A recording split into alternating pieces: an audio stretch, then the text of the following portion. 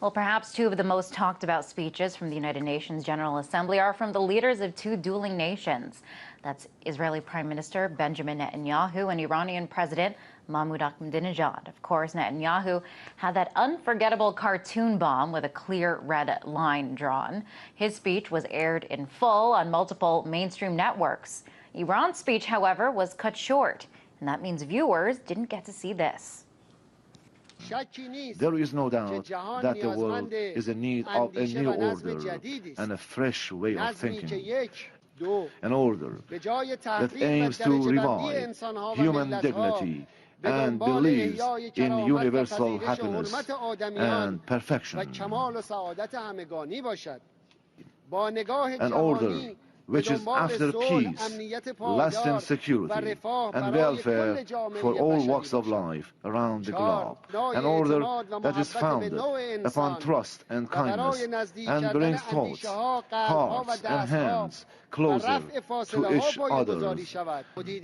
Authority is a sacred gift from people to their rulers, not a chance to amass power and wealth. Now, omissions like that make all the difference in how the Iranian leader is portrayed. It means the difference between a warmonger and someone opposed to war. So what else isn't being reported, and what are the ramifications of this kind of selective reporting? To discuss this, I was joined by Amber Lyon, three-time Emmy Award-winning journalist, photographer, and filmmaker.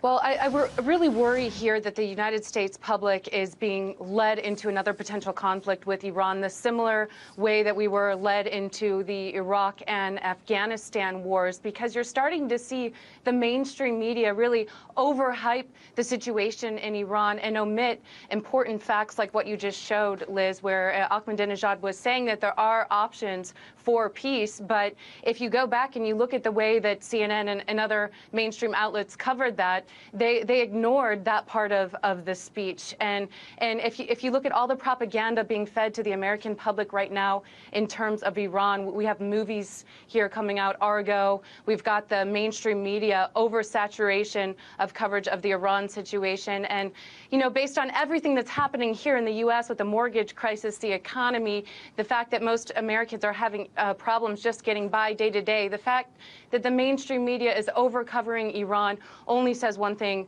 to me, and that's that the American public is being propagated into another war, Liz. And why do you think that this is happening? Well, I think that it's a use of propaganda, and this is something that goes back to the terms weapons of mass destruction. The American public was fed that phrase over and over and over leading into the Iraq war, and now we're starting to see it as far as nuclear weapons and Iran goes in the U.S., Liz, and I just fear that the public is continuing to be fed propaganda that unassuming Americans don't realize they're being fed to lead us into another potential conflict. Now, the job of the media is supposed to be, you know, this fourth estate and to, you know, show, all possible angles and basically just to report the truth. What do you think it is? I know that you worked for CNN. Why would it be otherwise? Why would they be presenting war propaganda, as you call it? Well, I really can't speculate as to exactly why this is going on, but I can tell you that when I was working for CNN, we did have a documentary that we aired on the Bahrain situation, and that's where we have our naval base, which is right across from Iran, so we strategically want to keep that naval base, and it was very difficult to get stories on about Bahrain. I even came out a couple weeks ago talking about the censorship of that documentary on CNN International. And above all, Liz, I feel that the American public is not being fed the true story about what's going on in this region, and it's very dangerous, because when the public is constantly fed messages that are potentially leading us into a war that may not be necessary, it's not fair to the American people, and it's not fair to journalism, because the truth isn't being told here. What's being told here is the way that these networks networks want to spin the truth, and that's leading us into another potential conflict with Iran. And I've been trying to tell my followers on my Facebook page and on Twitter to really open your eyes, because once you notice and start to, you take the blindfold off, you start to see all of this anti-Iran propaganda floating through the American mainstream media, and it's symbolic of exactly what was going on before the wars in Iraq and Afghanistan, Liz. Now, we do have a clip of this documentary that you filmed. I want to take a look at it, and then we'll talk more about the documentary and the way CNN reacted to it.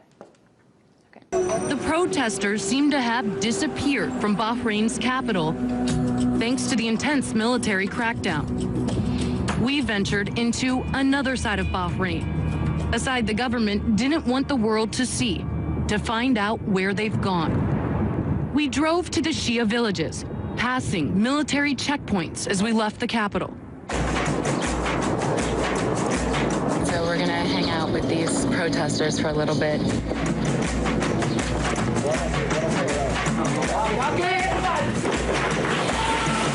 This is what the protests look like today. Young boys who've been hit with tear gas. Now, the documentary that we just saw a clip of never aired. It never aired on CNN International. Why not? Well, I still haven't been given an exact reason as to why it didn't air. I went and visited with the president of CNN International, Tony Maddox, twice on behalf of my dumbfounded crew, and we were never given an answer. And so I started investigating the situation, Liz, after several employees who'd been at the network for years approached me and said, you need to look into this. There's something going on. It's very strange. They're not airing your documentary. And after some investigation, we found out that CNN International is actually making money from the Bahrain regime. They are a customer of Bahrain. Bahrain is paying CNN International to create content that shows Bahrain in a favorable light, and then air, also not only to create that content, Liz, to then air that content on CNN International. And in one of the shows, it was called I List Bahrain.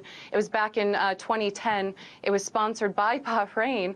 And Richard Quest was live from the country for a week talking about the Formula One race and how progressive Bahrain was and how the Crown Prince was a reformer. Well, we saw in February 2011 that under the Crown Prince's rule, the military troops shot and killed unarmed protesters in broad daylight. And this is very dangerous, because what CNN is doing, and they're not only taking money from just Bahrain, they've also produced similar content for Georgia, Kazakhstan, and other nations as well, Lebanon.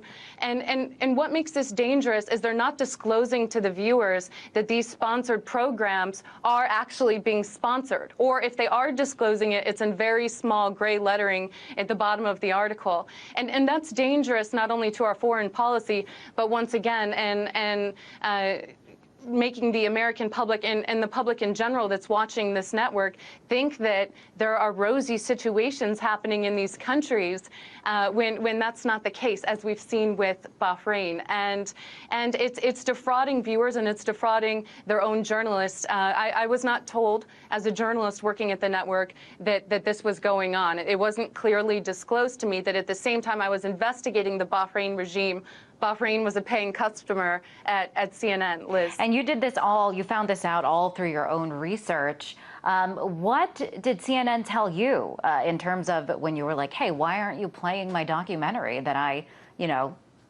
risk danger and to bring this story? And what did they tell you as to, why they weren't playing it?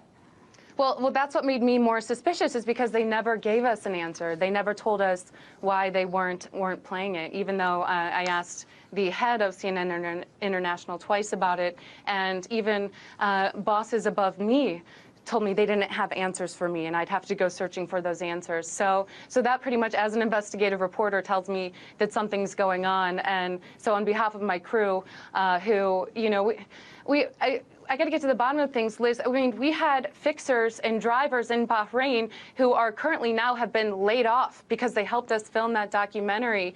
Some who are continually still harassed. Doctors Without Borders employee who actually drove us into these villages to show us doctors who'd been beaten by security forces. He risked his safety. Several months after our documentary, his home was burnt down, and in part activists say because he helped CNN with that documentary. I mean, these sources, these people on the ground did not know that at the same time CNN was taking money from this regime to make rosy content that would negate their content.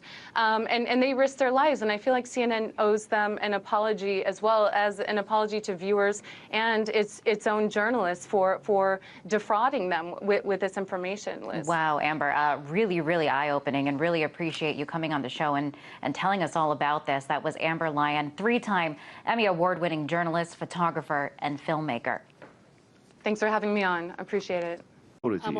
Is a sacred gift from people to their rulers, not a chance to amass power and wealth. Now, omissions like that make all the difference in how the Iranian leader is portrayed.